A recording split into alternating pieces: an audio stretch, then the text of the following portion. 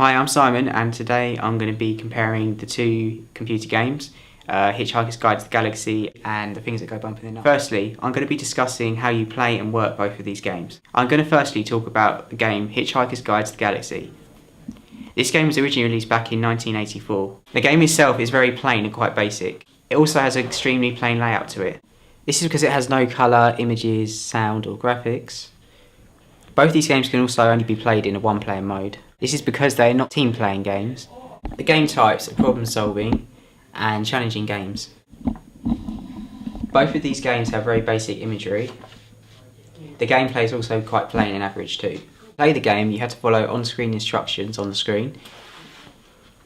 You have to follow on-screen instructions now to work the game. You have to follow the on-screen instructions provided to you and answer them appropriately. Hitchhiker's Guide to the Galaxy is definitely not a hardcore type of game. The reason for this is because it's very basic and it does not look or become addictive to play. You will then be prompted on what to do next on the game and how to accomplish these tasks too, in any way. This game is for casual gameplay only. This is the gameplay of this game. The gameplay of this game is casual gameplay. The visual style of this game is also very plain and basic. It looks very boring and does not stand out in any way, and I personally didn't find it interesting at all. As this game is not very addictive or very interesting, this is the type of game that you'd very easily become bored of.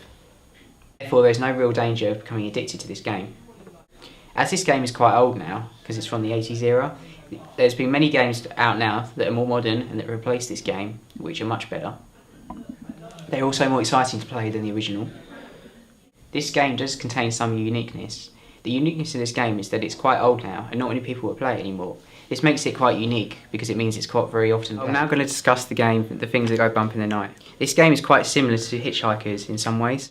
This is because it is made in a similar time and a newer game. The game is also less complex than other games. The game itself is also played by typing in commands on the keyboard. Comparing this game to Hitchhiker's Guide to the Galaxy, it is more difficult because the instructions are not as clear.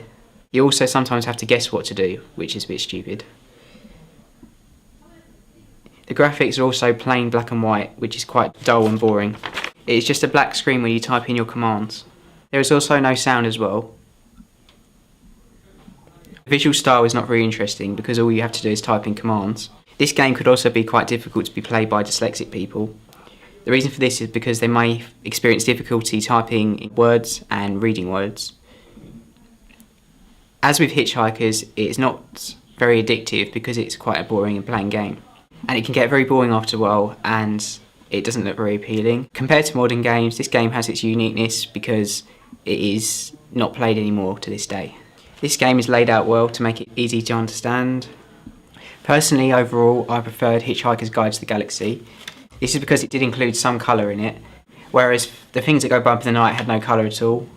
Having colour on the main menu made it more appealing to play, I thought. However, I definitely feel there are areas of improvement for this game. Quite recently, this game was redesigned and it was relaunched for the iPhone 3 and the iPhone 4S. The game included updated graphics, information and gaming design. The main downside to this game is the lack of colour and imagery. This makes it very unappealing and not of an interest to play. One good thing about this game is that the features and aspects that I've described above make this game very unique and special.